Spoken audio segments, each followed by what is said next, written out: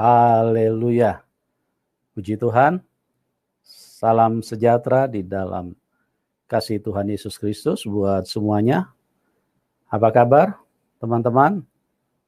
Kami hadir kembali pada malam hari ini dalam kasih Tuhan Yesus Kristus. Dan kami berdoa supaya kita semua bisa mengalami kasih yang sama. Tentunya bagi teman-teman yang belum mengenal Tuhan Yesus. Dan yang sudah mengenal Tuhan Yesus, doa kami juga buat Anda semuanya supaya semakin kuat, semakin mengasihi Tuhan, semakin setia, semakin cinta Tuhan. Di dalam kehidupan ini, berbicara tentang Tuhan adalah merupakan sentral dari kehidupan itu sendiri, dan juga itu merupakan hal yang terpenting dibandingkan dengan semua harta kekayaan dunia ini. Dibandingkan dengan istri, anak, orang tua, tetap Tuhan menjadi prioritas utama, menjadi nomor teratas. Dan itu tidak bisa tergantikan kalau kita memang menjadi manusia yang memahami kehidupan yang sesungguhnya. Karena banyak juga orang yang tidak memahami kehidupan sehingga Tuhan menjadi tidak penting di dalam hidup mereka, di mana sebagian orang yang menyebutkan sebagai pengikut Tuhan Yesus, tetapi seringkali menomorsatukan keluarga, istri, anak, dan pekerjaan, dan juga lain-lain, tanpa memikirkan Tuhan di posisi yang seharusnya. Jadi Tuhan seharusnya memang menjadi Tuhan, bukan hanya sekedar tertulis di dalam Alkitab, tetapi harus menjadi langkah setiap pergerakan kita. Itulah yang akan menunjukkan bahwa kita orang yang menuju kepada kehidupan kekal. Bagi sebagian besar orang yang belum mengenal Tuhan, maka ini juga merupakan hal yang sama, adalah hal yang sangat penting dibandingkan apapun yang kita anggap penting. Kok bisa begitu? Ya, karena tanpa mengenal Tuhan yang benar, maka mohon maaf, Anda pasti masuk neraka. Hanya Tuhan yang benar yang punya surga. Hanya Tuhan yang benar yang bisa membawa Anda ke surga. Tetapi kalau Anda beriman kepada Tuhan yang tidak benar, maka Anda pasti masuk neraka.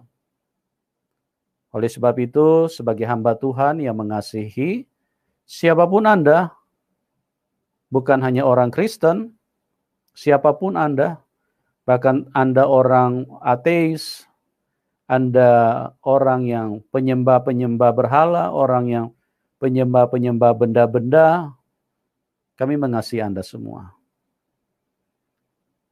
Itu adalah kasih yang berasal dari Tuhan Yesus, Tuhan yang benar. Karena kalau tanpa Tuhan yang benar, maka aplikasi kehidupan atau aplikasi perbuatan baik atau aplikasi kasih yang seharusnya diterima oleh banyak orang, oleh semua orang, itu menjadi dibatasi pergolongan.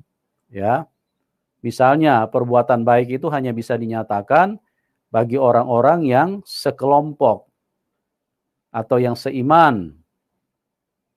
Tetapi bagi orang-orang yang berbeda, maka kasih itu tidak boleh diarahkan ke sana. Bahkan ada juga kelompok-kelompok yang menyatakan bahwa orang yang tidak seiman itu harus disingkirkan atau harus dibunuh. Nah, ini adalah satu hal yang saya pikir perlulah manusia untuk benar-benar mempertimbangkan dengan sungguh-sungguh supaya Anda jangan sampai salah atau tersesat di dalam iman yang seharusnya bisa membawa Anda ke surga, tapi ternyata itu memimpin Anda kepada kematian. Tuhan Yesus adalah Tuhan yang benar. Dia mengasihi semua manusia.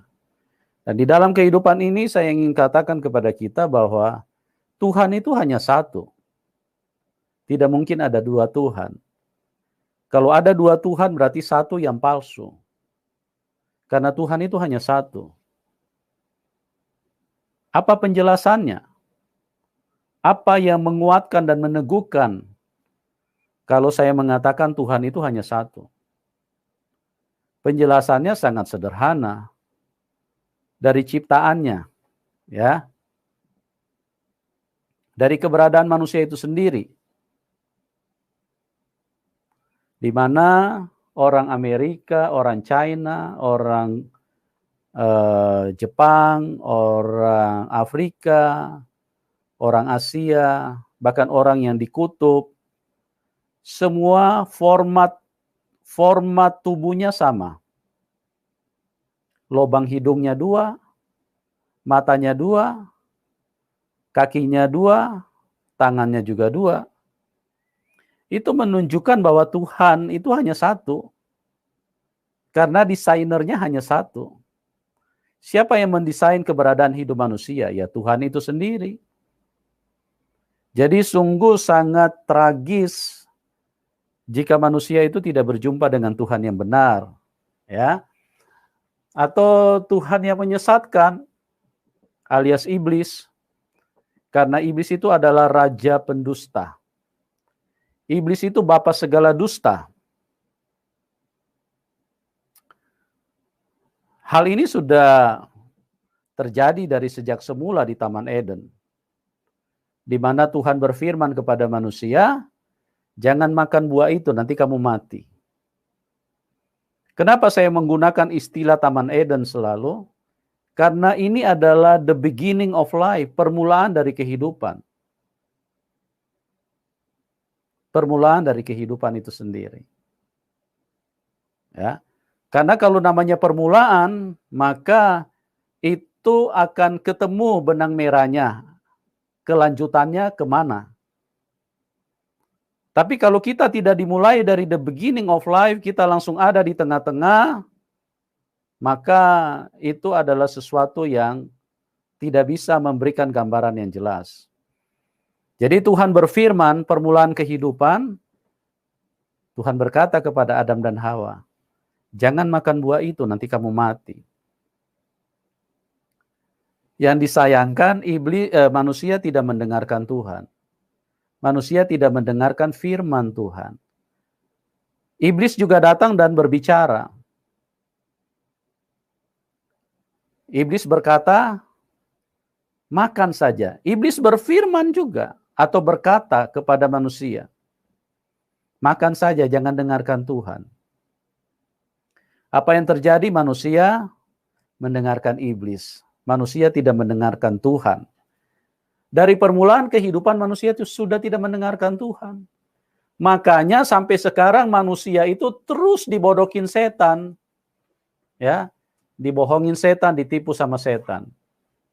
Sehingga mereka tidak mengenal Tuhan. Karena iblis selalu berbohong, berdusta. Masa Tuhan berkolor? Masa Tuhan mati di palang salib? Masa Tuhan lahir dari rahim wanita? Masa Tuhan? Kenapa manusia punya pertanyaan seperti itu? Karena manusia sudah disesatkan setan. Dari semula. Jadi tidak usah kaget teman-teman. Makanya saya hadir sebagai hamba Tuhan, ingin memberikan penjelasan, mencerahkan siapapun Anda yang mau mendengarkan silakan, yang mau buka hati silakan. Jadi kebohongan demi kebohongan itu terus bergulir dan merasuk begitu kuat di dalam pikiran manusia. Dan yang sangat-sangat tragisnya, manusia lebih mendengarkan iblis. Manusia lebih mau dibohongin sama setan. Contohnya tadi saya sudah sampaikan. Masa Tuhan berkolor? Masa Tuhan mati di palang salib? Nah, waktu iblis berbicara seperti itu di dalam pikiran manusia, iya ya, gitu loh. Makanya kalau kita baca di dalam Kejadian jelas sekali itu, firman itu jelas sekali. Ya. Waktu iblis berbicara kepada Hawa, Hawa mulai berpikir, iya ya, baik juga pohon itu. Iya ya, pohon itu kenapa tidak? Kita makan saja buahnya. Toh iblis berkata bahwa kita akan menjadi sama seperti Allah. Nah, inilah teman-teman. Waspadalah ya. Berjaga-jagalah supaya Anda benar-benar bisa tertolong berjumpa dengan Tuhan yang benar. Oke, pada malam hari ini kita kembali akan diberkati dengan sebuah kesaksian yang luar biasa, di mana orang narasumber adalah seorang yang berasal dari iman yang berbeda. Peristiwanya cukup unik, ya, karena dari iman yang berbeda, dari seorang Muslim yang taat, yang mengikuti kegiatan-kegiatan syariat agama dengan tekun, bahkan tergolong fanatik dan agak ekstrim. Kenapa saya katakan agak ekstrim? Karena beliau tidak menyukai dengan orang yang percaya Tuhan Yesus, atau yang disebut dengan orang Kristen. Terus di mana uniknya? Nah, uniknya, beliau atau narasumber ini sempat bergabung dengan gereja setan. Justru pada saat beliau bergabung dengan gereja setan, disitulah Tuhan hadir dan menyelamatkannya. Nah, bagaimana kisahnya?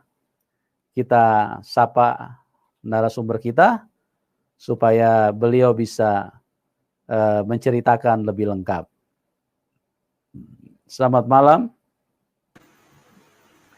Pak Muhammad Fatra. Muhammad, Pak. Shalom.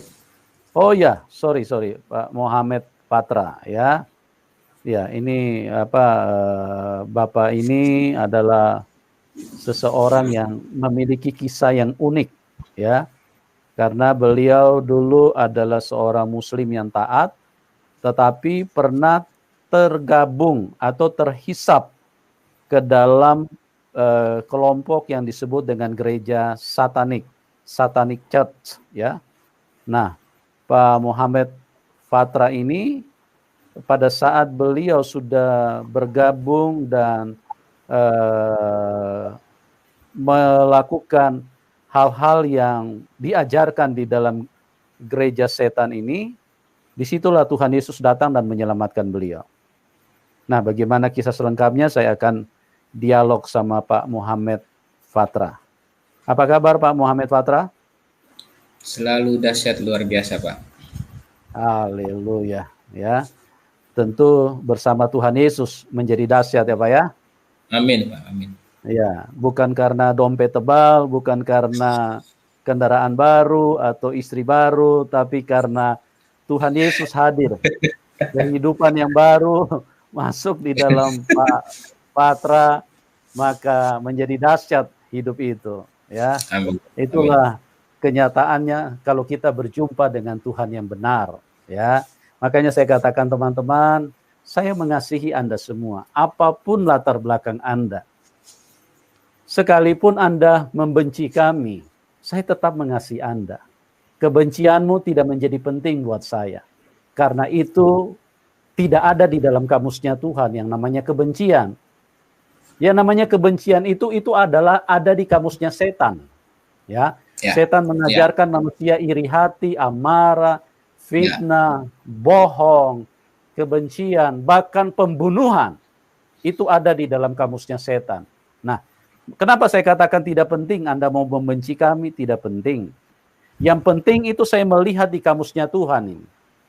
Tuhan berkata, kasihilah musuhmu, berdoalah dan mintalah berkat buat mereka. Ini ada di kamusnya Tuhan. Dan apa yang ada di dalam kamusnya Tuhan, itu harus ada juga di dalam hati kami sebagai orang yang mengenal Tuhan yang benar. Makanya sekali lagi saya katakan, teman-teman, saya sangat mengasihi Anda semua. Siapapun Anda di link ini. Bahkan Anda yang sering mencaci maki kami lewat live chat dan hal-hal yang lain, kami tetap mengasihi Anda semua. Karena betapa mengerikannya kalau sampai Anda jatuh ke dalam neraka, ya.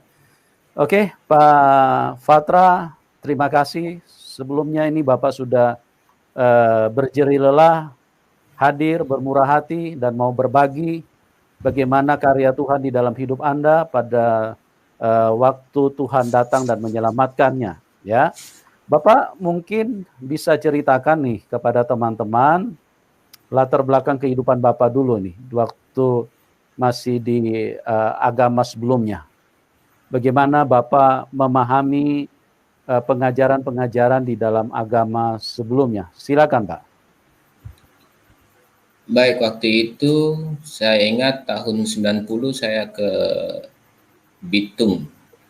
Di Bitung ikut Papa karena Papa kerja dari Jakarta pindah ke Bitung, Sulawesi Utara. Itu waktu itu saya masih kelas 6 SD. Karena kebetulan Papa punya jabatan dan pekerjaan yang sedikit bagus, jadi kami panggil guru privat, guru mengaji. Ya, beliau adalah guru mengaji yang dimana jebolan lulusan beliau semuanya ikut MTQ tingkat nasional. Semuanya murid-murid mewakili Provinsi Sulawesi Utara untuk tingkat nasional. Nah, di situ saya tertarik karena ditekankan tentang tajwid, tata cara baca Quran yang walaupun lagu nadanya enggak sebagus orang lain, tapi kita ditekankan tentang tata cara supaya kalau baca belum tentu lagu bagus artinya betul. Iya. Jadi ditekankan itu. Nah, saya ingat waktu itu saya masih kelas 6 SD, saya juga pernah mimpi mati, saya mati. Nah, setelah mimpi mati itu saya bangun, saya berpikir, mulai ada pikiran di pikiran saya bahwa muka orang Hindu itu begini, Tuhannya orang Buddha itu begini, orang Kristen percaya Tuhan mukanya begini, terus Tuhannya kita Allah itu mukanya gimana ya? Nah, jadi saya berpikir itu. Nah, kebetulan Papa punya pekerjaan dan punya rezeki sedikit banyak. Jadi saya tanya sama guru ngaji. Guru ngaji bilang, coba jangan aneh-aneh lah, ngaji aja dulu itu, nggak usah tanya macam-macam. Ya, bagaimana guru tidak bilang begitu? Karena saya tanya tentang syariat, hakikat, tarekat, marifat yang masih kelas 6 SD. Saya tanya itu. Akhirnya karena saya tidak puas, saya beli buku-buku apa di luar untuk mengerti itu. Ya, jadi dan saya belajar sholat sembahyang lebih daripada yang lain, lebih wirid, lebih karena dari buku-buku belajar itu lebih.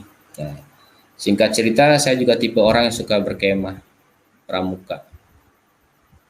Nah, Sebentar Pak Patra. Jadi dasar Bapak membeli banyak buku itu karena tidak mendapatkan jawaban dari guru. Iya. Seperti itu. Karena karena tidak dapat jawaban yang pasti, jadi saya cari tahu di buku-buku mana itu, saya belajar, cari tahu, intinya mau cari tahu Tuhan orang Islam itu gimana gitu. Seperti apa cuma cahaya saja kah atau bagaimana? Nah, sampai saya mau belajar yang namanya itu Ma'rifatullah. Boleh tahu Pak, buku apa saja yang Bapak beli pada waktu itu? Banyak ya? Masih kecil dulu, masih sampai SMP itu. Waktu itu Papa punya kelebihan berkat rezeki itu sekitar 1 tahun 2 tahun. Jadi habis itu Papa ekonomi bangkrut, kita usaha bisnis bangkrut. Jadi saya sudah tidak lagi beli buku, saya tidak pikir lagi. Tapi keinginan untuk lihat muka Allah itu tetap ada.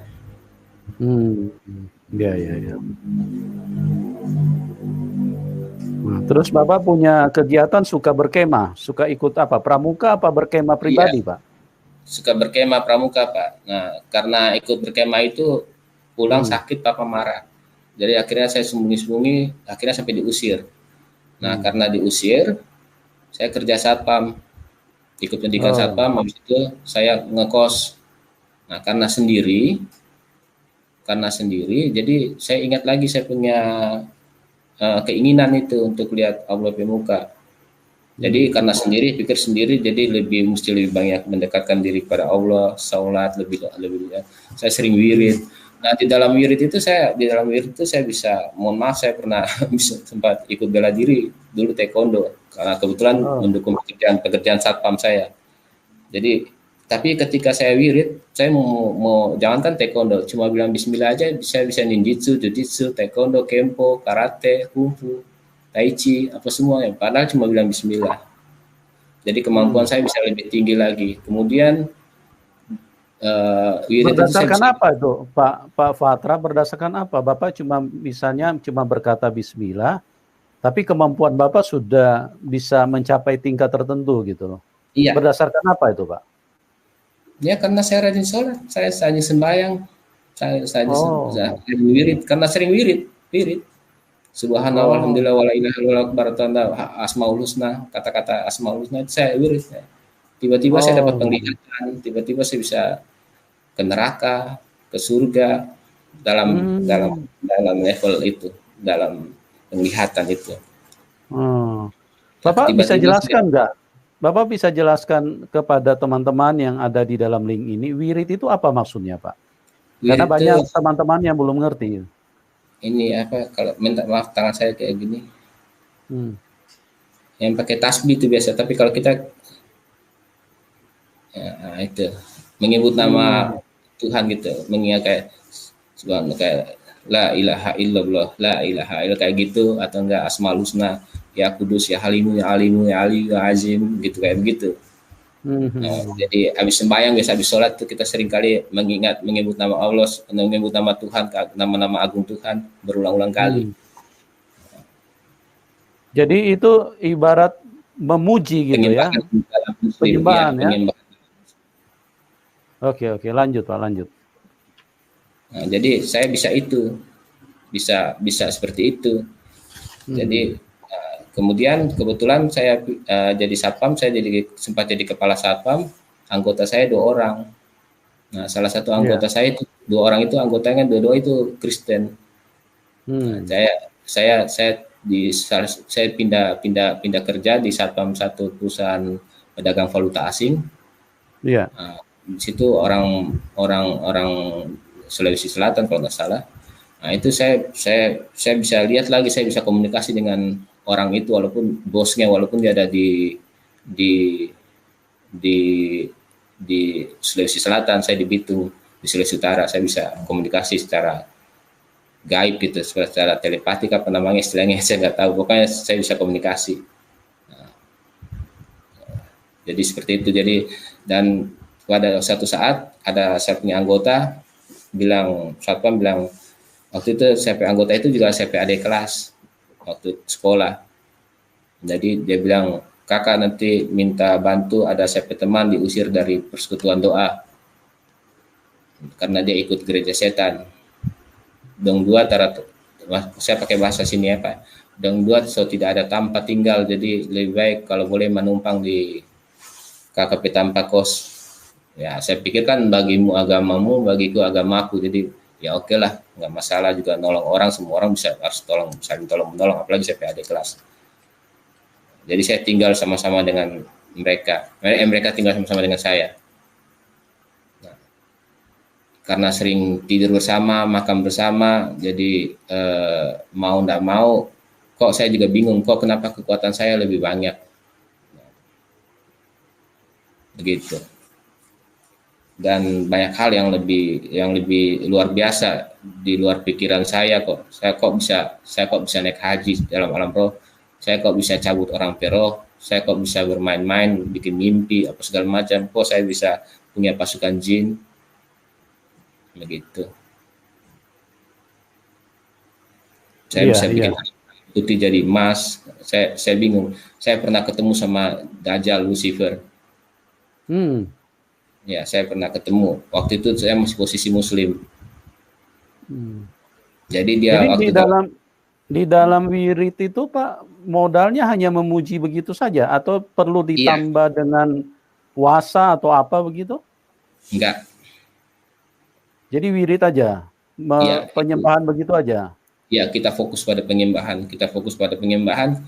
Maka ya ternyata alam gaib dengan alam roh itu ya satu alam, tapi beda jalur lah bahasa saya. Nah, jadi kita masuk alam roh itu yang penting, kita tekun, fokus, itu kita bisa merasakan lebih dari apa yang ya luar biasa lah gitu, kayak di film-film kartun kadang-kadang. Ya. Saya bisa Pak, kita balik sebentar nih Pak. Waktu Bapak dulu masih di agama yang lama, Bapak punya konsep kehidupan seperti apa Pak terhadap yang non-Muslim? Jadi pandangan Bapak terhadap yang non-Muslim itu seperti apa gitu? Khususnya misalnya ke Kristen gitu loh. Pandangan Bapak seperti apa pada waktu itu? Ibadah apaan itu? Oh begitu ya? Iya, ibadah ngapain tuh? Ibadah apaan tuh? Ibadah pakai sepatu kotor jalan masuk. Mendingan kita bersih. Belum masuk masjid musola kita udah mesti ambil air wudhu. Kalau mereka pakai kotor itu, pakai sepatu, sinjang apa tahu masuk ke dalam gereja. Terus apalagi ibadah terus pakai baju begitu, ngapain tuh? Satu-satu mancing-mancing orang. Terus mereka itu makan babi apa semua itu saya enak. Dan saya punya pikiran tuh selalu jahat mereka. Maksudnya pikirannya jahat itu maksudnya kalau boleh saya jaga jarak lah. Dan sisi lain juga ada beberapa yang saya anggap sombong.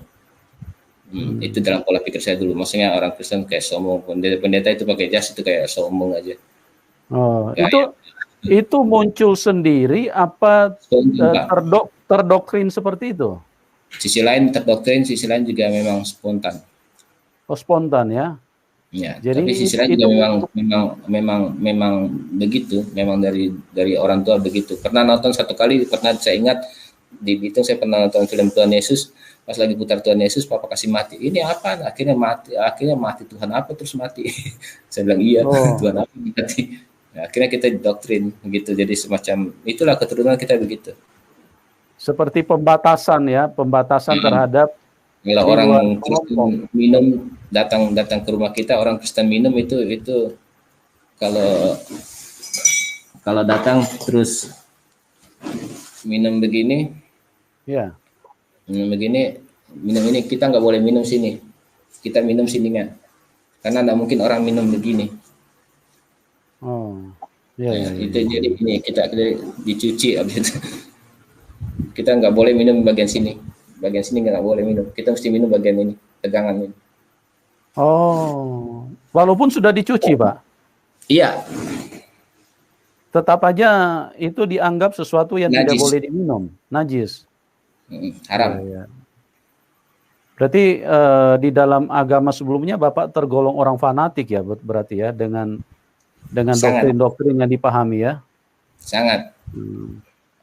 Ya. Terus ada yang memahami nggak kalau Bapak punya konsep kehidupan seperti itu, misalnya dari yang non-Muslim, ada pernah nggak yang merasakan kalau misalnya yang non-Muslim itu diperlakukan seperti itu? Ada nggak Pak dari teman-teman atau mungkin dari tamu-tamu yang datang? Iya, saya kurang paham maksud Pak. Ya, jadi misalnya ini orang Kristen datang nih, bertamu di rumah Bapak. Nah, terus kemudian artinya konsep kehidupan yang Bapak pahami di dalam agama sebelumnya kan seperti yang Bapak jelaskan tadi. Bahwa itu bekas-bekas itu kan tetap najis dan tidak boleh diminum. Nah, kira-kira ada nggak yang merasakan hal itu? Maksudnya menyadari kalau keluarga Bapak atau Pak Patra sendiri melakukan itu terhadap mereka gitu loh. Ada nggak yang mereka sadar? Yang non Muslim, yang Nasrani itu menganggap itu biasa aja. Mereka tidak ada pengaruh. Mereka tahu kita ini orang fanatik. Mereka tahu. Mereka tahu. Cuma kebetulan kayak contoh kalau kita lebaranan, maka staf papa itu datang bawa kue dan itu papa beli. Tapi papa dong tahu bahwa papa ini penggeli, bahasa sini penggeli. Saya punya papa itu penggeli, kita orang ini penggeli. Tapi mereka tetap cuek saja, kasih aja gitu. Begitu. Mereka nggak ada masalah. Malah justru saya bingung kok maksudnya mereka tahu kita tidak suka, tapi mereka datang. Mungkin cuma karena atasan dengan bawahan gitu. Tapi ada teman-teman sejawat juga, bos-bos bapak juga cuek saja kok. Dia cuek saja, nggak ada pikiran menganggap walaupun itu, tapi itu kebanyakan cuma rahasia kita aja di rumah tangga, di rumah, dalam rumah kita nggak kasih tahu ke orang-orang. Jadi istilahnya pembantu orang Sangir, orang Kristen, tapi mereka juga cuek aja kok, mereka nggak ada masalah. Gitu. Jadi istilahnya mereka yang non Muslim ini istilahnya tahan banting lah ya, diperlakukan seperti itu pun cuek aja gitu ya. Iya, mereka cuek saja, mereka nggak ada pengaruh buat mereka. Saya juga bingung. Iya, Bapak pernah berpikir nggak, kok orang Kristen ini diperlakukan kayak begitu, cuek-cuek aja mereka? Pernah berpikir nggak, Pak? Enggak sih, cuma lihat-lihat ya. Kita kalau ya cek aja lah, kita juga pikir ya sudahlah, kita tetap lakukan kita punya bagian gitu. Artinya kita tetap melakukan tompe syariat atau tompe jaga-jaga lah supaya jangan kena najisnya, jangan kena haramnya. Ya. Tindakan yang paling ekstrim yang pernah Bapak lakukan yang lalu, di waktu-waktu yang lalu seperti apa, Pak? Terhadap non-Muslim, terhadap non-Muslim, Pak. Misalnya terhadap Kristen gitu loh. Kita banyak bergerak di alam roh, Pak. Oh, bergerak di alam roh ya. Seperti apa, Pak? Misalnya yang Bapak lakukan? Memecah belah orang percaya. Oh, gitu. Supaya orang percaya masuk gereja itu, Pak. Misalnya contoh, masuk gereja ini contoh, Pak ya. Kita ini kan waktu saya masih ikut kuasa ke-8 itu, kita masuk gereja, saya bisa menyamar sebagai malaikat terang. Artinya waktu saya tidak tahu istilahnya. Jadi saya ke gereja, saya kasih tunggu saya punya pasukan alam roh jahat itu di luar. Nanti saya masuk ke dalam, saya lihat. Jadi saya bisa melihat, Pak, dulu dalam versi kuasa ke-8 mana yang tukang Carlota, mana yang penzina, mana yang pendusta, mana yang pemabuk. Kalau kita level kita, kalau saya orang berkelahi, orang baku pukul di luar itu bukan level kita. Itu level setan bawahan. Jadi kita kalau mabuk di jalan itu kita tambah lagi roh pemabuknya supaya dia makin mabuk, akhirnya lambung pecah, mati.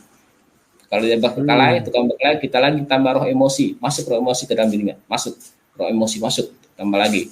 Misalnya roh emosi di dalam dia ada di celahnya itu kelihatan, di alam rohnya kelihatan manusia itu punya emosi tinggi, celahnya di situ ada misalnya roh emosinya ada 2, 3. Saya kasih masuk lagi barang 4 atau 5 atau 6 atau 10 supaya baku pukul sampai mati masuk neraka.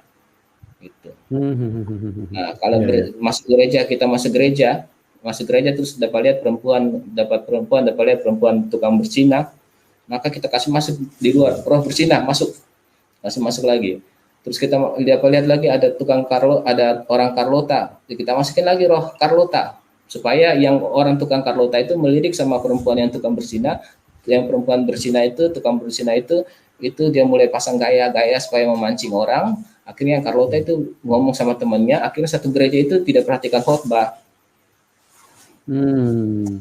Kalau Carlota itu apa maksudnya, Pak? Banyak teman-teman belum paham. Gosip, suka gosip. Oh, suka gosip. Suka ngomongin orang. Ya. Suka ngomongin orang ya. Iya. Nah, itu ilmu seperti yang Bapak sebutkan tadi itu dari mana Bapak peroleh? Karena kita anak Lucifer, pangeran, maka itu ada fasilitas kerajaan neraka. Jadi kita ada punya roh pembimbing.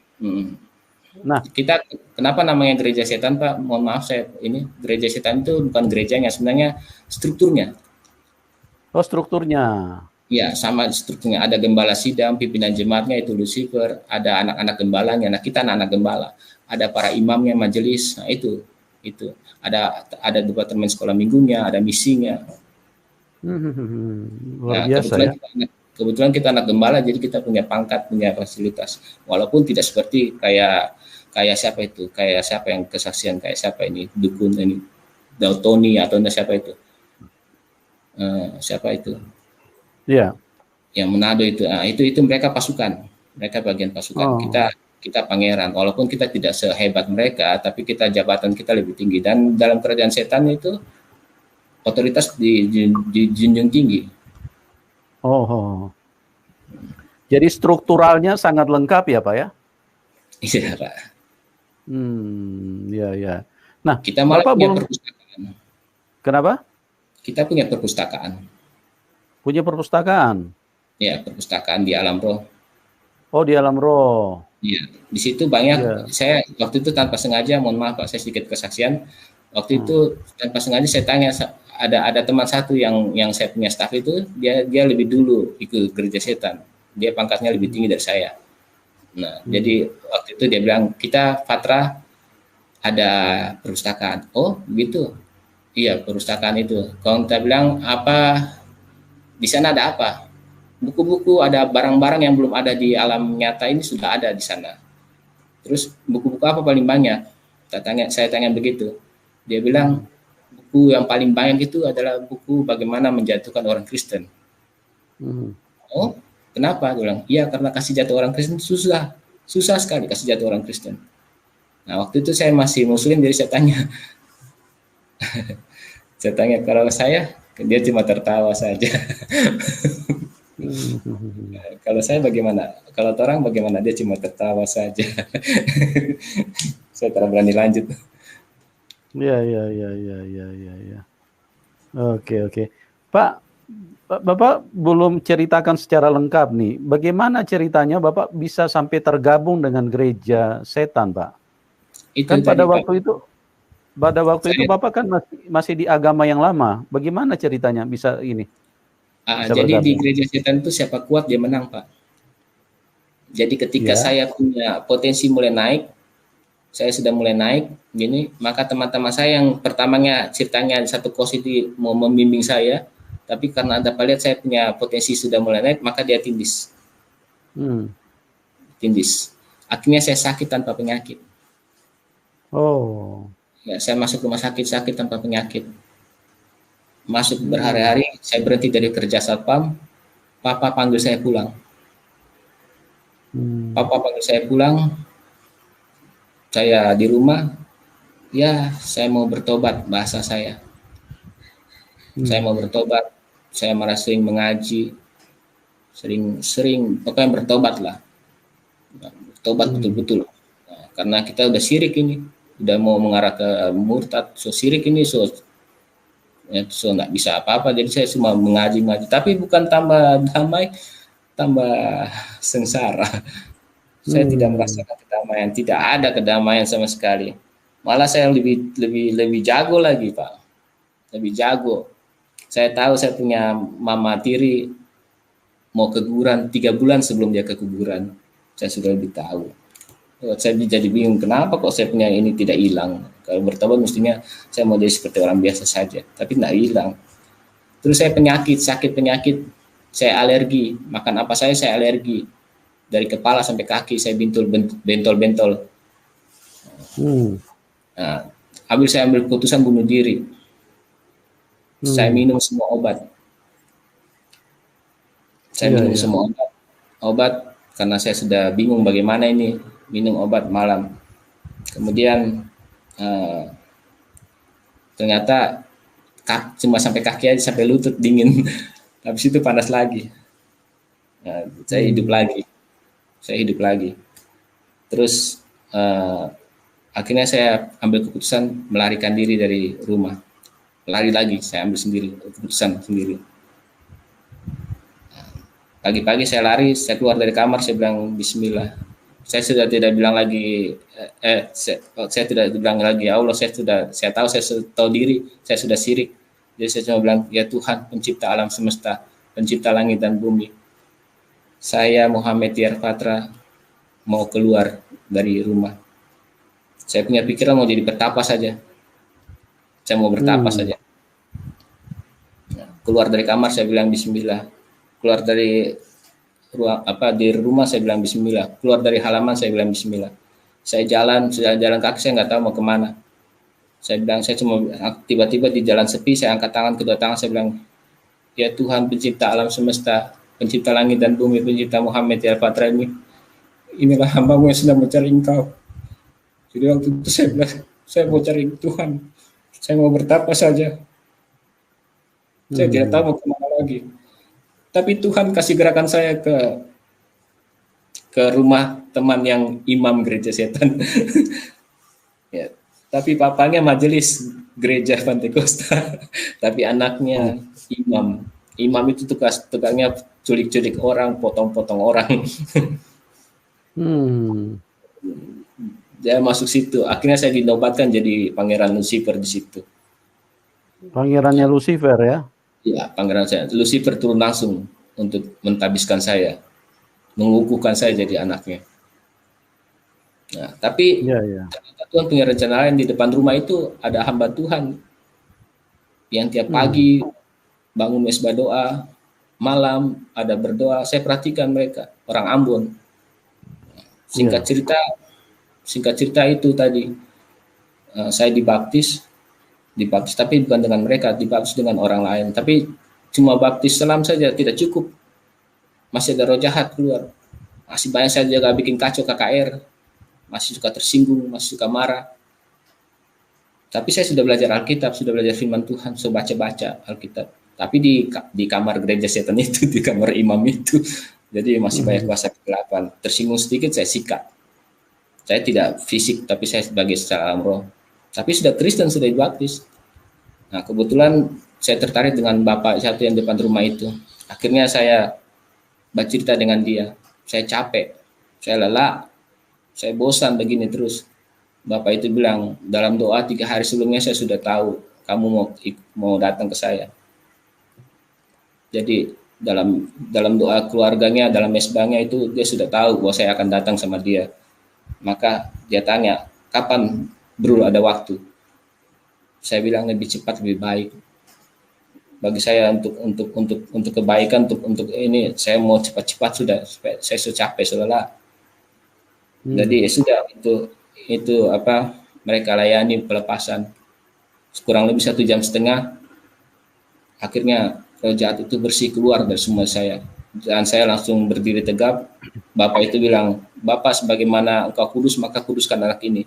Saya spontan langsung berdiri tegap. Saya bilang, dalam nama Bapa, Putra dan Roh Kudus. Padahal saya tidak tahu itu kalimat itu, tapi saya langsung berdiri tegap. Dalam nama Bapa, Putra dan Roh Kudus, hamba-Mu Muhammad Tiar Patra dikuduskan dalam nama Yesus. Habis itu langsung saya hidup baru.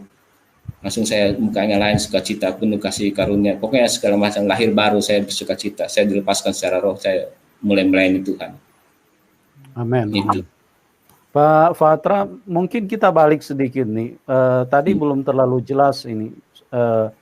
Bagaimana Bapak sampai bisa mengenal gereja setan? Kan istilahnya Bapak kan dari kepercayaan agama lama dari Muslim. Nah, bagaimana Bapak bisa bersentuhan, apalagi sampai mengikut mereka? Apa yang menjembatani hal tersebut? Itu teman-teman yang tinggal di kos tadi. Oh, tinggal di kos tadi. Ya, sama-sama. Jadi mereka gereja setan. Oh, mereka gereja setan. Nah, cuma Bapak pas mau sendiri, bertobat, mereka diusir dari Persekutuan Doa. Pas mereka mau bertobat, mereka diusir dari Persekutuan Doa. Akhirnya mereka semacam sakit hati. Jadi sekalian, pelarian. Iya, sekalian dari terlanjur basah ya mandi sekalian, kira mereka itu. Oh, jadi mereka itu kepahitan ya, artinya mereka merasa ditolak begitu ya Pak? Ya? Iya, ditolak. Nah, kalau kita masih muda-muda waktu itu. Oke, itu kan mereka Pak. Mereka kan istilahnya memang imannya kan di dalam Tuhan Yesus atau sebagai orang Kristen. Nah, Bapak ini kan dari Muslim nih. Bagaimana Bapak di dalam keimanan Bapak yang fanatik terhadap agama, tapi kok mau mau istilahnya mengikuti bergabung dengan teman-teman yang memang notabene-nya tidak satu iman dengan Bapak. Apa yang menjadi dasar Bapak sampai mau istilahnya terlibat, bergabung, bahkan mengikuti mereka gitu?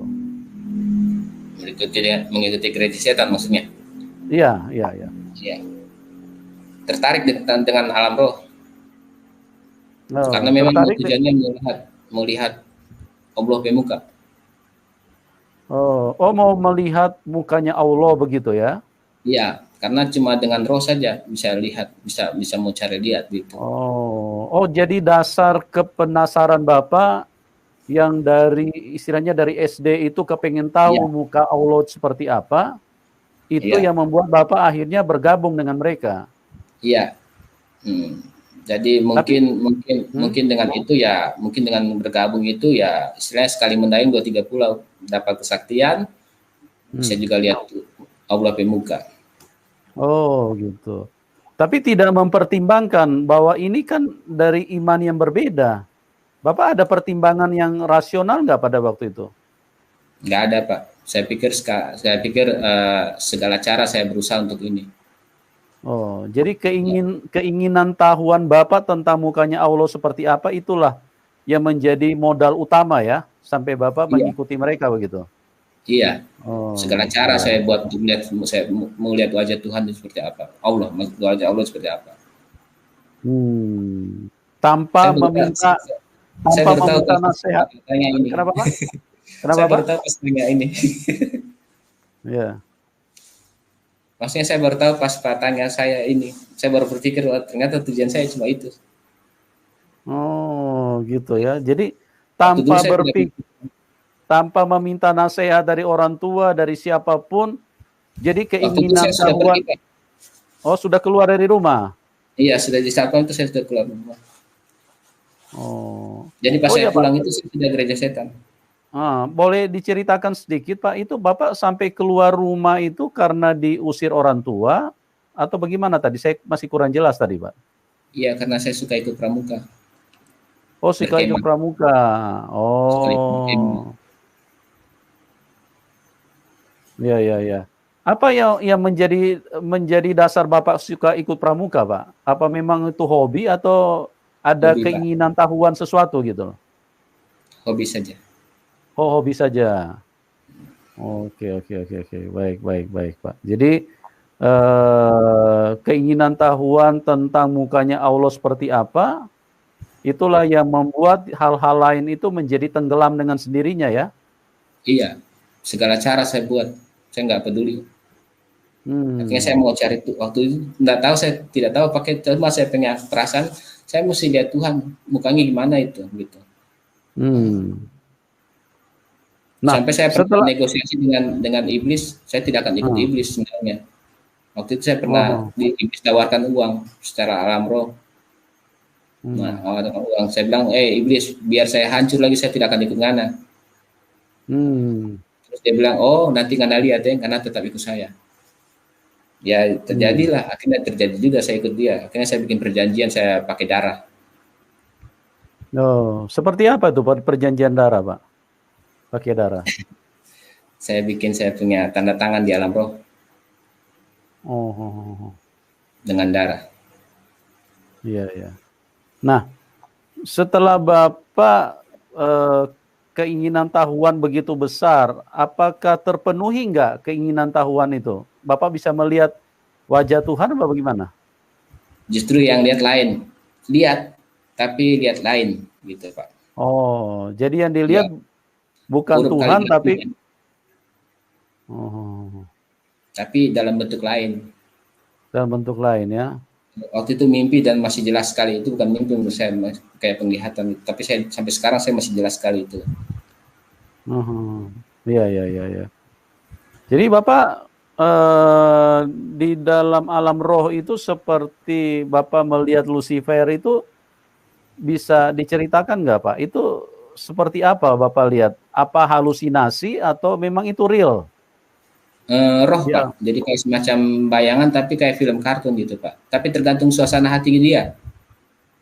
Kalau dia datang dengan senang itu mukanya ganteng, gagah, tinggi seperti orang barat. Tapi kalau dia lagi marah Pak, itu mukanya jelek. Tapi bagi orang-orang punya karunia, mungkin bahasa saya dulu itu seperti kalau dia datang itu tandanya bau belerang. Tapi dia tidak maha hadir. Tidak maha hadir ya? Tidak Pak. Jadi kalau dia datang itu kita tahu bahwa ini dia datang. Tapi kalau ini bukan, itu cuma bawahannya saja. Saya pernah itu Pak Patra, saya pernah dengar ada yang menceritakan tentang kesaksiannya Mongol. Apa itu Bapak tahu nggak itu kesaksiannya? Atau Bapak pernah satu grup nggak? Pernah satu grup nggak? Iya, saya maksudnya Mongol itu tadi yang saya bilang. Mongol itu dari kita masuk dalam gereja setan. Cuma Mongol itu bagian pasukan. Itu bawahan saya dulu. Oh begitu. Iya, maksudnya dalam jabatan Pak, dalam struktural. Karena saya anak, saya pangeran, dia panglima, panglima jenderal, tapi dia tetap pasukan. Oh dia pasukan. Kalau Bapak anak ya, pangeran ya. Oh ya, luar biasa. Untuk menentukan pangeran atau pasukan begitu siapa Pak? Berdasarkan pilihan siapa? Lucifer. Lucifer sendiri yang menunjuk. Iya. Tapi ada juga dalam bentuk apa semacam kalau kita lelang jabatan. Gitu ya. Nah, apa deal dengan Lucifer sampai dia mau mengangkat Bapak menjadi anak atau pangeran? Apa deal yang Bapak lakukan dengan Lucifer? Dia yang pilih. Iya, dia yang pilih, tapi kan biasanya ada deal tertentu. Artinya kamu jadi misalnya begini. Nah, gimana? Saya cuma bilang sama dia, saya mau ikut dia, tapi saya tidak mau masuk sampai ke dalam. Oh. Jadi, tapi bikin perjanjian loh. Makanya semua fasilitas dia juga dapat, tapi saya tidak sepenuhnya dapat. Karena saya tidak ikut dia sampai ke dalam. Ibarat saya rumah cuma di halaman saja. Tapi saya pangeran. Ada pengawal, ada roh-roh jahat pengawal, ada fasilitas rohani dalam tanda kutip, pengurapan khusus dalam tanda kutip. Jadi waktu dialog dengan Lucifer itu seperti kayak bicara begini, apa ada bahasa tertentu yang Bapak pahami? Seperti bahasa biasa saja. Bahasa biasa aja, seperti yang Bapak lakukan saat ini, begitu? Iya. Tapi pada saat pelantikannya itu ada yang bimbing saya, itu imam. Oh. Ya kayak majelis gereja lah, penatuannya. Nah, itu teman saya pimpin. Imam itu manusia apa dari kerajaan roh juga? Manusia Pak. Manusia. Iya, imam gereja setan itu teman saya yang saya tinggal, yang saya lari 2 kali. Iya. Sampai saat ini Bapak masih terhubung dengan orang tersebut? Ada sih di Facebook teman-teman, tapi saya sudah tidak lihat dia punya kerjanya apa, saya tidak. Tapi kayaknya dia udah berubah. Yang saya punya staf dia sudah jadi pendeta. Yang saya punya staf anggota satpam dia sudah jadi pendeta. Walaupun dia tingkatan lebih tinggi, dia anak Lucifer kedua, saya ke-6. Dia lebih tinggi. Tapi dia sudah jadi gembala. Ada berapa orang semua anaknya, Pak? Ada 200-an, Pak, lebih. Jadi tergantung pengurapannya, tergantung kekuatannya, kemampuannya. Ya mengurapi siapa, Pak? Lucifer. Lucifer sendiri yang mengurapi anak-anaknya. Iya, juga dilihat perbuatan jahat kita. Makin banyak berbuat jahat, makin banyak pengurapan. Oh, makin banyak berbuat jahat, makin pengurapan makin kencang begitu. Jadi kebalikan. Perbuatan jahat seperti apa, Pak? Misalnya yang dilakukan? Apa saja, Pak? Pokoknya namanya jahat. Iya. Apa saja? Jahat terhadap sesama manusia. Iya, sesama manusia supaya dia jauh, dia tidak mengenal Tuhan itu. Tapi makin dahsyat kalau kita bisa menangkan orang Kristen.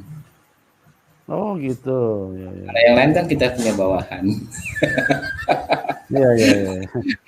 Luar biasa Bapak punya pengalaman. Bapak punya pengalaman luar biasa. Saya posisikan saya seperti dulu. Jadi dulu kan jangan sampai bawahan dulu.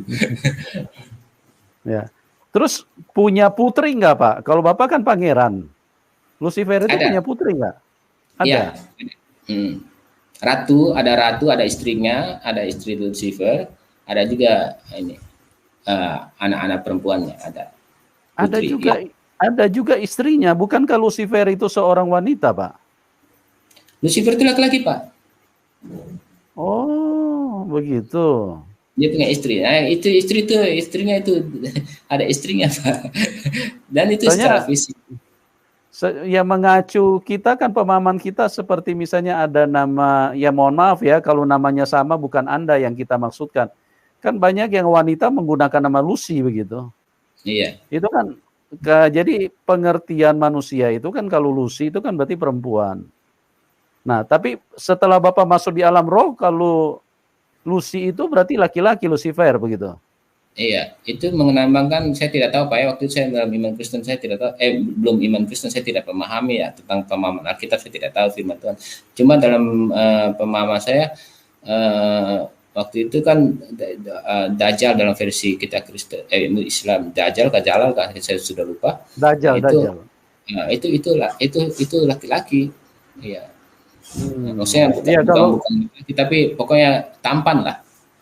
Ya, kalau Dajjal kan memang pengertian kita kan laki-laki ya. Cuman kalau secara nama, kalau Lucy itu kan yang kita kenal kan berarti perempuan gitu. Tapi nggak apa-apa lah, itu kan ketampanannya kan. Ya, yang lebih real kan kalau orang yang masuk ke dalam dunia roh gitu loh. Seperti Bapak ini kan bukan hanya memahami secara nama, tetapi Bapak kan masuk ke dalam dunia roh. Dan itu yang lebih real gitu loh. Artinya pernah mengalami secara langsung kan? Iya, Pak. Oke. Terus kesenangan apa yang Bapak peroleh selama Bapak menjadi pangeran pada waktu itu di dalam alam roh, Pak? Kesenangan apa yang membuat Bapak sangat istilahnya sangat excited di dalam kerajaan tersebut? Saya bisa mengotak-atik manusia. Oh, bisa mengotak-atik manusia. Ya, bisa orang lagi jalan sama-sama suami istri yang tidak bertobat atau yang tidak kenal Tuhan, itu sebentar saja saya bisa kasih putus. Oh, begitu ya. Kita bisa bikin mimpi. Kita bisa ambil rohnya, kasih masuk dalam binatang. Kalau dia sakit hati ke saya, kalau dia marah ke saya, itu paling tinggi 3 hari. Habis itu lewat mati. Bapak masukin rohnya ke dalam binatang? Iya, dalam gelas. Pernah satu kali dia masuk rohnya dimasukkan ke dalam gelas atau binatang, terus bagaimana kesadarannya, Pak? Kan dia masih beraktivitas. Iya, di situ roh jahat yang masuk ganti. Oh, roh jahat yang menggantikan kehidupannya. Iya. Oh. Itu ada orang Kristen ikut tenaga dalam. Iya, tahu. Kita ambil aja rohnya. Jadi dia kayak kerasukan selama berapa menit. Iya. Makanya ada orang biasanya emosi tidak terkendali, itu kan berarti bukan roh manusianya, tapi roh jahat yang sedang mengendalikan dia ya. Sebenarnya sudah banyak orang mati di jalan, Pak. Iya, sudah banyak orang mati, sudah bukan roh manusianya, sudah roh jahatnya. Sebenarnya sudah banyak itu, Pak. Begitu ya. Iya. Iya. Luar biasa, Bapak punya pengalaman ini, kayaknya kita perlu angkat di dalam case tersendiri nih, Pak, untuk berbicara pengalaman di dalam roh. Ini perlu untuk menjadi berkat, untuk mencerahkan banyak orang ini, karena hal-hal seperti ini kadang-kadang orang, khususnya ya orang-orang Kristen kadang-kadang tidak paham hal seperti ini. Oke, Pak, sekarang gimana? Saya tidak akan berbicara tentang agama lain, Pak ya, tapi memang kita fokus cuma pada orang Kristen saja. Iya, baik. Baik, Pak. Kita untuk menjatuhkan orang Kristen saja waktu dulu itu. Iya. Oh, Bapak memang masuk ke situ tuh memang khusus untuk menjatuhkan orang-orang Kristen ya? Iya. Itu orang lain kita enggak peduli karena memang itu bawahan kita kok. Pengikut kita. Kedepannya mereka akan tetap jadi pengikut kita. Iya, paham saya, Pak, paham. Nah, yang Bapak bisa ceritakan secara lengkap bagaimana Bapak di dalam kondisi seperti itu, artinya sebagai pangeran daripada Lucifer atau kerajaan kegelapan itu, Bapak bisa berjumpa atau mengenal Tuhan Yesus. Bagaimana peristiwanya itu terjadi, Pak? Ada satu titik di mana saya rasa bosan, Pak. Saya rasa saya so jago, hebat. Jadi, tapi saya tidak punya apa-apa karena saya tidak terlibat ke dalam. Saya tidak punya fasilitas seperti anak-anak setan yang lain, pangeran yang lain. Punya uang, punya mobil, punya harta. Saya tidak. Karena saya tahu juga bahwa iblis itu saya neraka. Cuma saya ingin cari tahu, ya itu tadi, cuma saya sekedar ingin cari tahu Tuhan bemuka, Allah bemuka. Jadi saya tidak masuk ke dalam, terlibat terlalu dalam. Tapi akhirnya saya tergantung antara putih atau hitam, saya di tengah-tengah. Jadi saya merasa ada satu titik di mana saya sudah bosan. Sisi lain saya jago, tidak ada yang menghalangi saya. Tapi memang jujur, tidur pun tidak tenang karena ada jabatan itu bisa diambil sewaktu-waktu oleh orang-orang kuat yang lain. Saya bisa mati tiba-tiba, saya bisa di jalan bisa mobil tabrak atau apa, itu saya bisa saja begitu. Dan saya ada merasa ketidaktenangan, ketidaknyamanan seperti itu. Dan juga ada rasa bosan. Terus saya jalan kaki. Nah itu tadi, saya jalan kaki kurang lebih 3 kilometer saya jalan kaki. Saya pikir mau kemana ini? Saya kalau membalik ulang tidak mungkin karena saya sudah dikategorikan syirik dan murtad. Itu biar bagaimanapun saya tetap akan masuk neraka ke agama saya yang lama. Terus saya berpikir agama Buddha, agama Buddha bawahan saya, Hindu, apalagi yang bawahan saya itu semua. Konghucu, saya enggak. Pas pikir Kristen, pusing, saya bilang, pusing. Pokoknya sampai cepat dia dapat saya lah. Saya bilang gitu. Saya ingat itu, sampai cepat dia dapat saya lah. Nah, kira-kira jalan 50 meter, ketemu teman pendeta. Saya cerita. Makanya dia suruh saya dibaptis. Pak, sebentar Pak, saya mau tanya dulu nih Pak. Bapak merasa jago itu apa saja yang Bapak miliki pada waktu itu Pak? Sehingga Bapak menjadi sombong istilahnya. Iya, karena semua Pak, air jadi emas, kutak-katik orang, manusia. Itu air jadi emas. Iya. Itu di alam jasmani apa di alam roh itu Pak? Alam fisik, alam fisik. Tapi fisik. Tapi itu dihalangi sama teman saya, jangan. Karena dia tahu bahwa ketika saya bikin begitu, saya punya tenaga tak kuras banyak. Saya bisa tahu di mana emas di dalam tanah. Saya bisa tahu benda-benda keramat di tengah tempat atau emas atau harta. Terus saya bisa naik haji, saya bisa keliling-keliling, saya bisa cari orang biar dia sembunyi di lubang semut sekalipun. Tenaga dalam apa saja yang tentunya itu, yang orang silat, karate apa, tenaga dalam apa saja, saya lewat itu. Bapak pernah praktekkan di alam jasmani? Iya, sering. Makanya saya ngomong ini karena saya praktekkan. Ada saya punya teman yang punya tenaga dalam, saya kasih baik di pantai, pantai mati Pak. Angin fisik, langsung angin fisik datang. Tapi dia belum sempat mati sih. Kalau dia tahan, dia itu ya secara lampau dia sudah mati. Cuma fisiknya saja masih. Iya. Nah, tapi Pak, jujur Pak. Gimana? Jujur Pak. Kita waktu kita di kuasa kegelapan, kita pede sekali. Gitu ya. Jadi apa yang kita ungkapkan, kita nggak pakai mantra Pak. Iya, jadi kalau kita di saya ini, level saya beda dengan mereka yang dukun-dukun itu. Mereka belajar dong nenek, dari mereka punya nenek, kakek, buyut, mereka turun-temurun gitu. Kalau kita enggak Pak, apa yang kita lihat, apa yang kita pikirkan, apa yang kita katakan jadi. Jadi ketika saya lihat, makanya saya sering khotbah, saya bilang gini, kalau khotbah dulu itu jangankan cewek-cewek, nenek-nenek saja kalau saya suka dia tetap mau kok. Cuma lihat saja. Jadi kita nggak perlu pikirkan, mau. Saya pikir setelah saya jadi Kristen, saya bilang, waduh, ternyata di dalam terang lebih dahsyat lagi. Iman Kristen. Haleluya. Wow, saya hamba Tuhan, saya jago bagaimanapun, waktu saya kuasa ke-8 jago bagaimanapun, hamba Tuhan cuma angkat tangan saja, saya langsung rubuh Pak.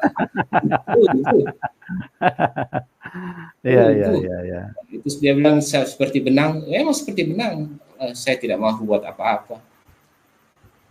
Iya, benar Pak, benar. Tapi saya mesti garis bawahi sama orang-orang Kristen. Saya kasih ingat waktu itu, saya di lapangan waktu itu. Saya di hamba Tuhan satu, dia bilang, yang pengkhotbah dia bilang, nanti setelah habis pelayanan kita layani dia. Nah, terus tiba-tiba ada hamba Tuhan satu bawahan, dia kasih berdoa ke saya langsung bilang, langsung saya berdiri tegap, nggak antara taat Pak ngapain pimpinan. Nah, kita di kerajaan setan Pak, kita taat pada pimpinan. Kalau pemimpin bilang tunggu, jangan so jago. Jadi ketika dia datang so jago mau kasih berdoa saya langsung berdiri tegap lagi. Saya melawan lagi. Nah, jadi itu otoritas begitu mesti dipatuhi. Kita di kerajaan setan saja, di gelap saja kita taat kok, apalagi di terang. Iya, benar. Sekarang tidak taat, mau tunjung jago, seolah-olah dia lebih hebat dari pemimpin-pemimpinnya. Ya boleh begitu, Tuhan sedang mengangkat dia lebih dulu.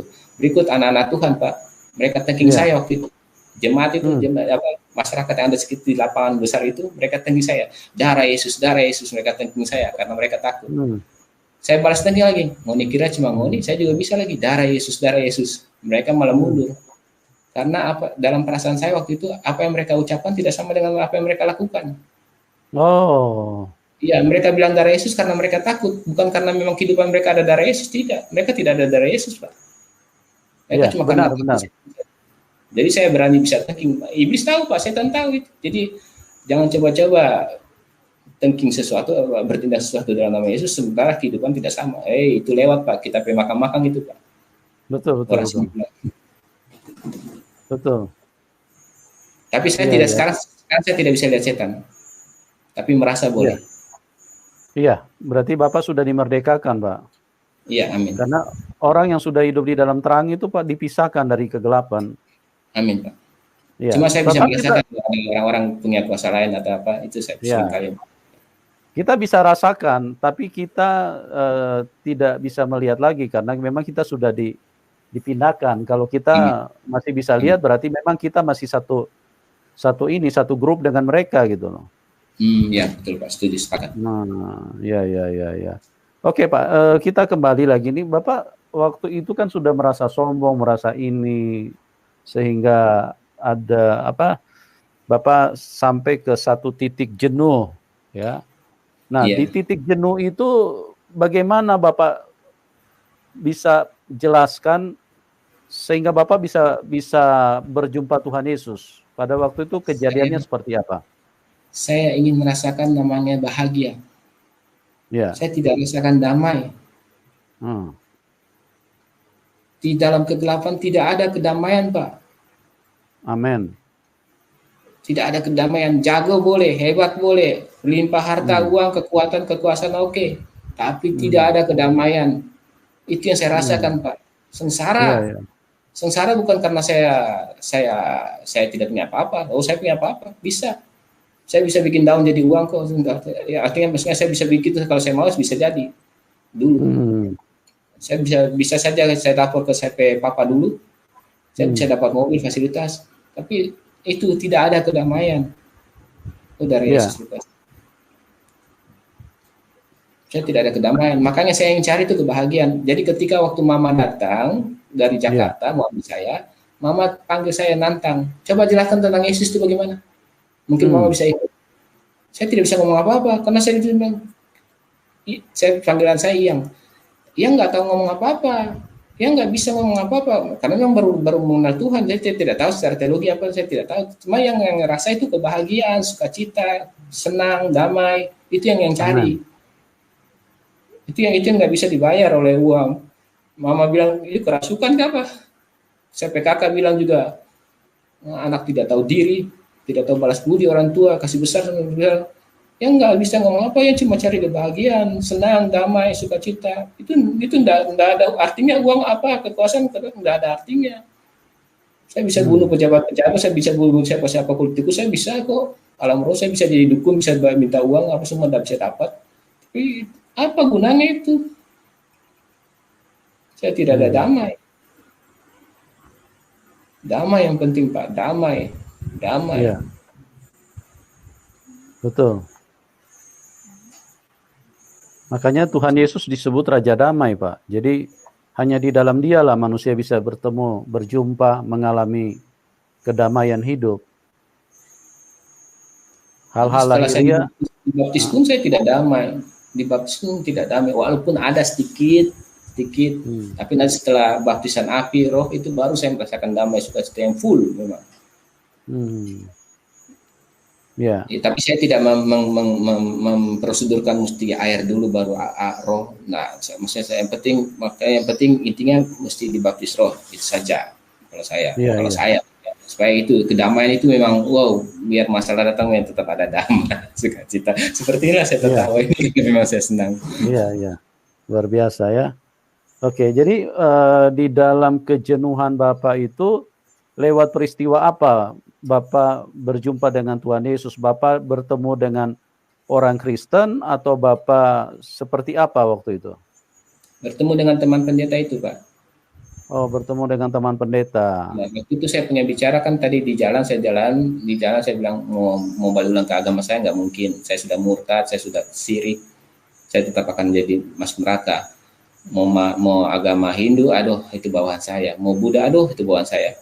Pas saya bilang Kristen, aduh, pusing. Pokoknya lebih cepat, siapa cepat dia dapat saya lah. Dia bilang gitu.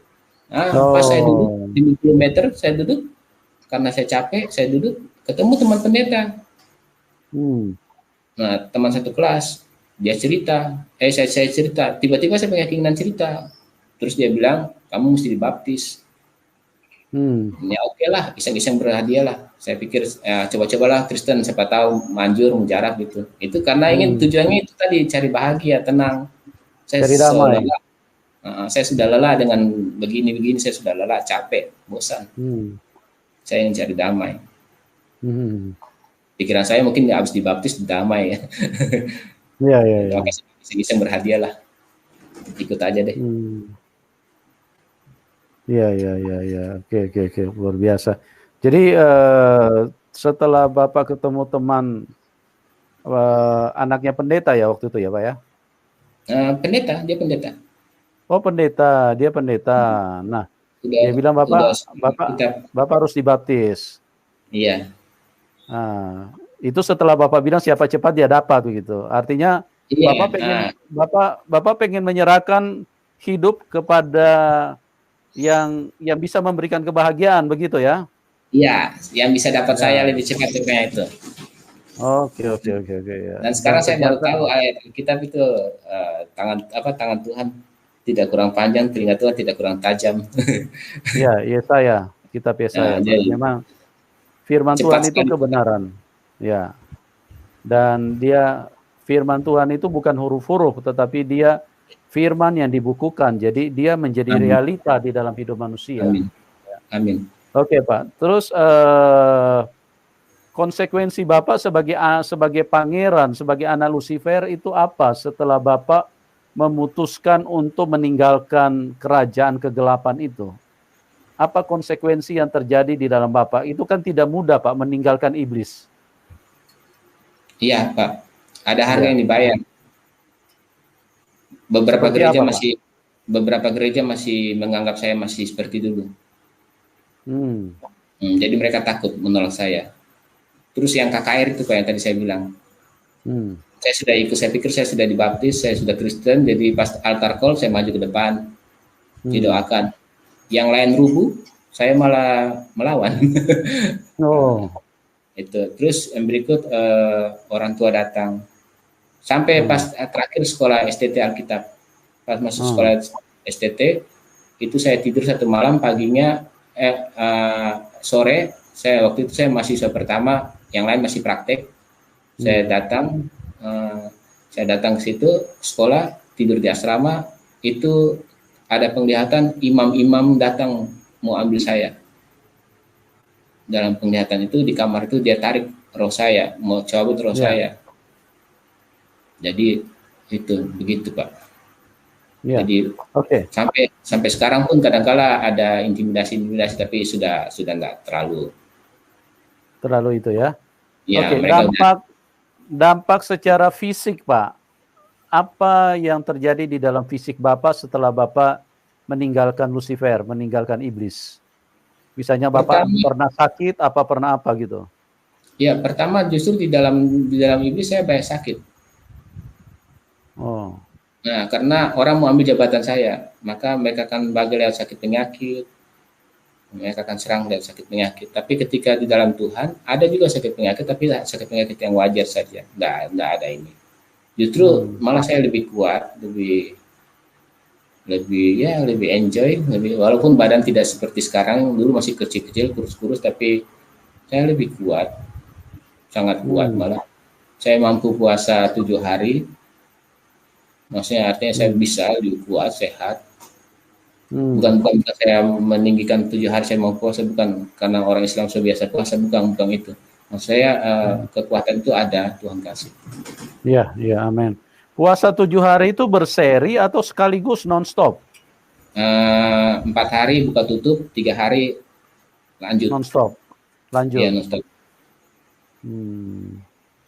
Iya. Oke, Pak, luar biasa. Hanya biaya. Ya. Nah, setelah Bapak percaya Tuhan Yesus, terima Tuhan Yesus, bagaimana reaksi orang tua pada waktu itu? Datang jemput saya. Tapi mau bawa ke Jakarta nggak bisa, karena saya sudah Tuhan tolong dapat pekerjaan lagi. Karena waktu itu saya pas dilepaskan belum dapat pekerjaan. Papa Rohani merasa bahwa orang tua datang itu mau ambil saya. Jadi pas ketika ada pembukaan lamaran pekerjaan, saya sampaikan ke Papa Rohani. Papa Rohani bilang, iya masuk kerja sudah, langsung silakan. Dia doakan lamaran saya dan saya lulus. Jadi orang tua tidak ada alasan untuk bawa saya lagi karena saya sudah ada kerja. Oke. Pak Fatra, Bapak bisa ceritakan 1 atau 2 mujizat. Mujizat apa yang Bapak terima setelah Bapak percaya Tuhan Yesus? Pertama kali, Pak, waktu saya dibaptis, pulang dari baptisan, walaupun saya masuk ke gereja ke rumah yang imam itu, teman saya yang imam gereja setan itu, tapi saya sudah punya keinginan untuk baca Alkitab. Terus setiap hari saya punya kerinduan untuk dengar firman.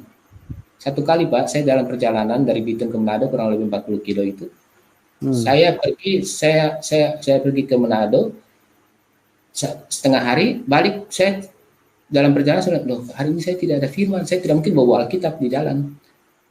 Jadi saya haus sekali mau firman, saya mau dengar firman. Nah, terus pas pulang, saya lihat kayak ada spanduk warna kuning. Spanduk warna kuning itu Efesus 5 ayat apa itu, yang dulu kamu adalah gelap tapi sekarang kamu adalah terang, maka hiduplah sebagai anak-anak terang. Oke. Itu. Saya lihat, oh puji Tuhan, saya bilang ya syukur, terima kasih Tuhan, saya bilang gitu. Nah, pas besoknya saya balik lagi ke Manado.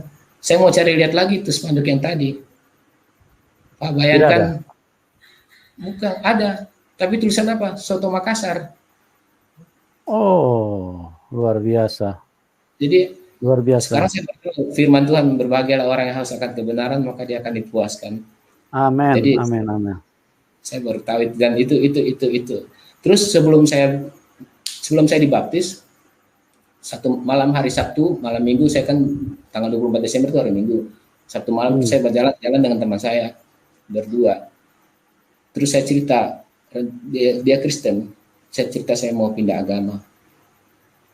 Nah, tiba-tiba ketika saya bilang saya pindah agama, dia malah bantu saya untuk menguatkan. Iya, kalau memang kamu rasa bagaimana, karena rasa bagaimana ya silakan saja. Nah, ke Kristen, pindah agama. Aduh, saya tiba-tiba saya bilang, aduh, saya mesti pindah agama ya. Aduh, saya mesti lepas agama saya. Nah, tiba-tiba Pak, malam itu saya lihat burung merpati lewat di atas. Di atas saya bilang, ada burung. Teman saya bilang, mau burung di mana? Nggak ada burung, malam-malam begini burung bagaimana? Ada burung lewat tadi. Tapi dia tidak lihat, dan langsung itu lutut saya langsung kayak apa, orang Manado yang lome. longgar, kayak buku-buku itu longgar. Langsung lemas ya? Lemas ya, lemas. Nah, terus sampai teman saya dia pegang saya punya tangan, bopong supaya jangan jatuh. Melepas kepercayaan lama ini, tapi Tuhan kasih kekuatan, ada teman yang pegang. Gitu ya? Ya. Dan banyak lagi, tapi yang awal-awal yang itu, Pak. Nah, kemudian pas di Bali saya ingat, pas saya kerja, saya dapat mimpi. Mimpi bukan mimpi, sekarang saya masih ingat, itu ada gedung gereja masih paku-paku papan warna merah. Itu gereja pergerakan Roh Kudus. Iya. Jadi saya tanya sama pendeta, bilang itu gereja baru bangun itu kamu. Ya, warna merah itu darah. Kamu telah ditebus, kamu milik Tuhan. Amin. Gereja pergerakan Roh Kudus itu, kata gereja pergerakan Roh Kudus itu artinya kamu itu ke depan kamu akan Tuhan kasih sebagai tanda Roh Kudus bergerak. Betul. Amin. Luar biasa. Dan saya heran, Pak. Sekarang saya baru 20, nanti Desember ini saya baru 21 tahun kekristenan saya. Tapi Tuhan sudah percayakan saya dengan pekerjaan yang sebenarnya usia kekristenan saya tidak layak, Pak. Iya. Ya, di Halmahera Selatan saya pimpin umat Kristen 65.000. Di Halmahera Barat saya pimpin umat Kristen sebanyak 100.000 lebih. Sekarang di Pulau Morotai saya pimpin umat Kristen sebanyak 45.000 lebih. Karena kita kepala bimas Kristen, kepala membimbing masyarakat Kristen, saya mesti membimbing masyarakat Kristen, pendeta-pendetanya, guru agama Kristennya, umat Kristennya. Luar biasa. Berarti Bapak pembimas ya? Iya, Pak. Cuma masih di kabupaten, tingkat kabupaten. Oke. Baik. Luar biasa, Pak. Luar biasa. Pak, Bapak punya kesaksian yang tentang perjalanan iman, perjalanan Bapak di dalam gereja setan itu menarik, Pak. Nanti satu waktu kalau Tuhan berkenan saya akan ini, Pak. Saya akan bikin sesi tersendiri supaya Bapak bisa share secara lengkap ya, supaya banyak orang bisa memiliki pemahaman yang sesungguhnya di dalam ini. Di dalam dunia roh gitu loh. Ya, Pak ya? Iya, Pak. Bisa, Pak. Oke. Bapak bisa memberikan 1-2 kata, 1-2 pesan kepada orang-orang yang belum mengenal Tuhan Yesus, Pak. Karena kita ini sudah diselamatkan Tuhan. Silakan, Pak. Sebelum terlambat. Ya, betul. Iblis itu lebih pintar daripada apa yang kalian pikirkan. Kalian akan kalah nanti. Dan kalian akan tetap ikut kalau kalian tidak terima Yesus Kristus sebagai Tuhan. Waktunya sudah sangat amat dekat sekali. Itu saja pesan saya. Harus terima Yesus Kristus Tuhan. Satu-satunya jalan. Tidak ada jalan yang lain. Dan para dukun, para okultisme, ngoni kalah, ngoni tahu menipu waktu sudah dekat. Amin. Coba. Iya. Hati-hati pada kami anak-anak. Jangan sampai kau dihukum sebelum waktunya. Itu saja. Iya, yang kepada yang sudah percaya Tuhan Yesus, Pak. Silakan, Pak. Jangan main-main. Apa pesan Bapak? Ya. Jangan main-main. Ya. Jangan main-main di dalam Tuhan. Hormati pemimpin rohani. Seburuk-buruk apapun, mereka adalah pemimpinmu. Mereka bertanggung jawab penuh atas nyawamu. Jangan belajar sok jadi pemimpin kalau belum waktunya. Masa kegelapan siap benarkan kalian. Dan jangan gila harta. Jangan melayani cuma karena doi, jangan karena uang. Iya. Bisa karena jabatan. Itu di kita itu tidak pakai itu model begitu. Tuhan yang mengangkat dan memberikan raja. Amin. Itu saja, Pak. Ya, puji Tuhan, luar biasa. Ya, terima kasih kepada Bapak Muhammad Fatra atas kesaksian yang sangat luar biasa pada malam hari ini, dan saya sendiri sebagai hamba Tuhan sangat diberkati, dan saya percaya bahwa banyak umat Tuhan yang di luar sana, mereka pun juga diberkati secara luar biasa, dan yang belum kenal Tuhan Yesus, menjadi doa kami supaya lewat tayangan ini paling tidak Anda bisa mendengarkan. Silakan kalian pelajari lebih jauh siapa Tuhan yang sesungguhnya, siapa yang punya surga. Tentu yang punya surga adalah Tuhan. Tentu Tuhan yang benar, ya.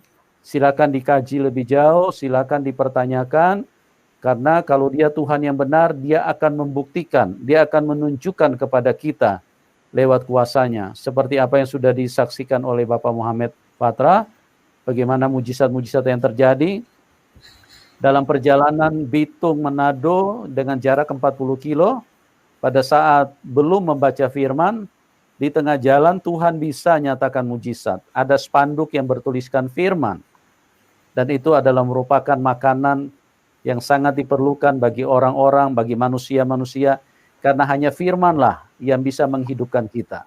Ya, tetapi setelah waktu esoknya, ternyata spanduk itu bertuliskan Coto Makassar.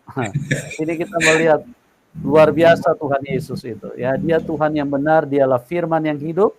Pada saat kita haus dan lapar, dia akan memuaskan kita.